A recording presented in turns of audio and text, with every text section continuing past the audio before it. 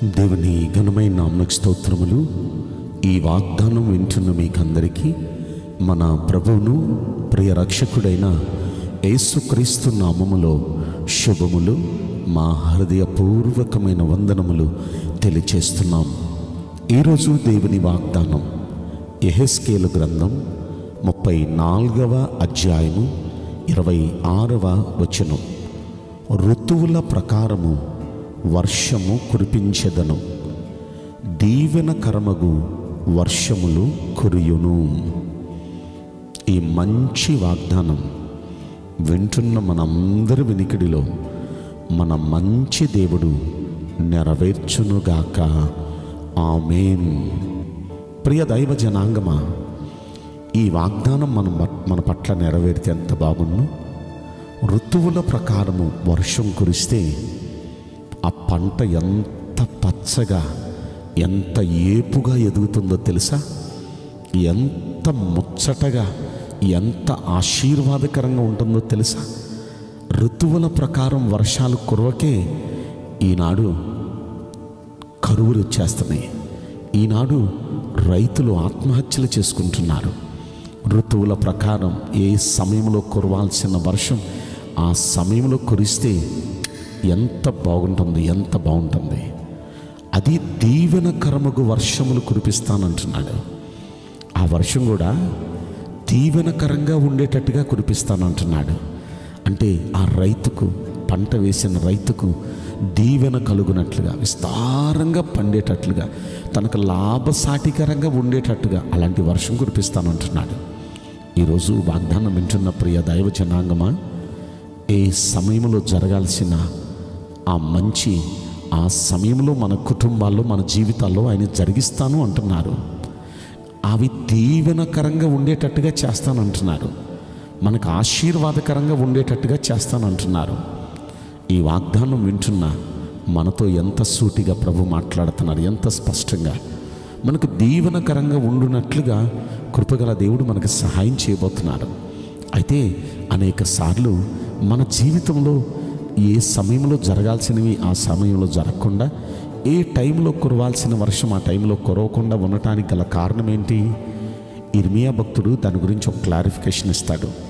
ఏంటంటే 5వ అధ్యాయము 25వ వచనం అంటాడు, మీ దోషములు వాటి క్రమమును తప్పించెను, మీకు మేలు కలగకుండుటకు మీ పాపములే కారణము అంటున్నాడు. అంటే ఆ క్రమాలు తప్పిపోవటానికి గల కారణం ఏంటి? వర్షాలు ఏ సమయంలో కురవాల్సిన వర్షం ఆ సమయంలో కురవకపోవటానికి, ఏ సమయంలో జరగాల్సిన అచ్చట ముచ్చట ఆ సమయంలో జరగకపోవటానికి, మేలు కలగకపోవటానికి గల కారణం ఏంటంటే మీ దోషాలే, మీ పాపాలే. ఆ క్రమాలని తప్పించి రివర్స్గా జరుగుతున్న పరిస్థితులన్నీ, తారుమారైపోతున్న పరిస్థితులు, అలా జరగటానికి మీ పాపాలే, మీ దోషాలే కారణం అంటున్నాడు. పైన 23వ వచనం అంటాడు, ఈ జనులు తిరుగుబాటును ద్రోహమును చేయు మనస్సు గలవారు, వారు తిరుగుబాటు చేయుచు తొలగిపోతున్నారు. జనాలు తిరుగుబాటు చేస్తున్నారంట దేవుని మీద, దేవునికి వాగ్దానం మీద, దేవుని మీద తిరుగుబాటు చేసే మనుషులు. అంత మాత్రమే కాదు, దేవునికి ద్రోహం చేసే మనుషులు. అంటే దేవునికి ఎలాగైతే దేవుడు ఎక్కువ బాధపడతాడో అలా దేవునికి ద్రోహం, ఆయన సువార్తకు ద్రోహం జరిగేటట్టుగా. అంత మాత్రమే కాదు, దేవుని నుండి తొలగిపోతున్నారు, వారు దేవుని నుండి తొలగిపోతున్నారు.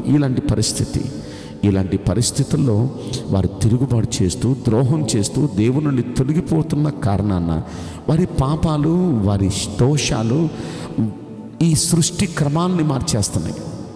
ఋతువుల ప్రకారం వర్షాలు కురవటం లేదు, దీవెనకరంగా ఉండటం లేదు వర్షాలు. అది ఎంతో నష్టకరంగా కురిసే వర్షాలకి పండిన పంటలు కూడా నేలమట్టం అయిపోయి ఇక వారి చేతికి ఏం రావట్లేదు పంట. అంటే అది దీవెనకరమైన వర్షం అనిపించదు. అనేక సార్లు జీవితాల్లో మనం ఒకవేళ పంటలు వేయకపోవచ్చు, కానీ మనం చేసే ప్రయత్నాలు, అది వ్యాపార ప్రయత్నం కానివ్వండి, ఉద్యోగ ప్రయత్నం కానివ్వండి, చదువు ప్రయత్నం కానివ్వండి, పనులు కానివ్వండి, మనం ఏ ప్రయత్నమైనా కానివ్వండి, ఆ ప్రయత్నాలు మనకు దీవెనకరంగా ఉండటం లేదు. ఆ ప్రయత్నాలు మనం అనుకున్న క్రమాలలో, అనుకున్న టయాల్లో మనకు జరగటం లేదు. అది అలా జరగటానికి గల కారణం మన పాపాలు, మన దోషాలు. కనుక ఇప్పుడు మనం చేయాల్సిన పని ఏంటంటే, అక్కడ అంటున్నాడు, రండి 24వ వచనం అంటాడు, రండి మన దేవుడైన యెహోవా యందు భయభక్తులు కలిగి ఉందాం. రండి మనం ఆయనకి భయపడుతూ భక్తి చేద్దాం.